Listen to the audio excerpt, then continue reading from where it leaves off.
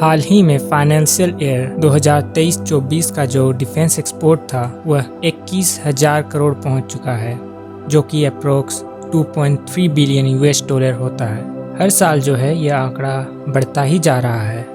अगर हम पिछले 10 सालों की बात करें तो डिफेंस एक्सपोर्ट 30 गुना बढ़ चुका है।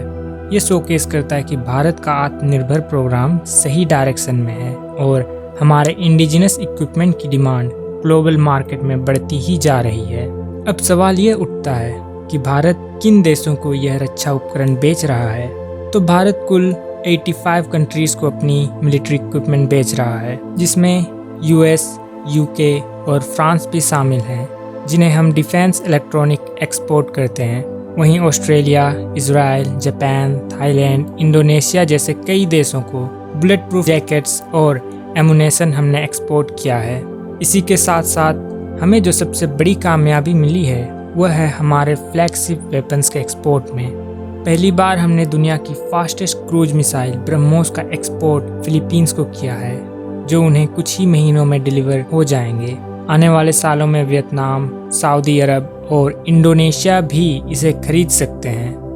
वहीं हमने आर्मेनिया को Akash air defence system, Zen anti drone system, Pinaka rocket launchers, advance towed artillery gun system ATAGS और Swathi weapon locating radar export किया है।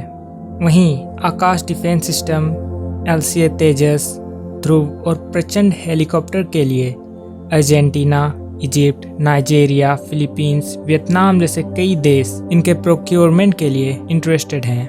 लेकिन ये देश वेस्ट और रशिया के एडवांस माने जाने वाले वेपन को छोड़कर हमारे वेपन्स क्यों खरीद रहे हैं? दरअसल सेम कैटेगरी के वेपन होने के बावजूद वेस्टर्न कंट्रीज़ के वेपन इंडिया के कंपैरिजन में बहुत ज़्यादा महंगे होते हैं। कम एक्सपेंसिव होने के बावजूद अगर आप सेम कैटेगरी के इक्विपमेंट्स देखें तो उसमें भारतीय वेपन वो ज़्यादा रिलायबल और कई मापदंडों में एडवांस है। चाहे हम LCA तेजस की बात करें या एटैक्स की, और हम रशियन वेपन्स की बात करें तो इसके साथ US सैंक्शन का खतरा हमेशा बना रहता है। ऐसे में जो best value for money offer कर सकता है वो हमारे भारतीय वेपन्स ही हैं। आई होप इन्फॉर्मेशन क्लियर रही होगी। इसी के साथ हम वीडियो को ख़त्म करते हैं। Keep watching global layer.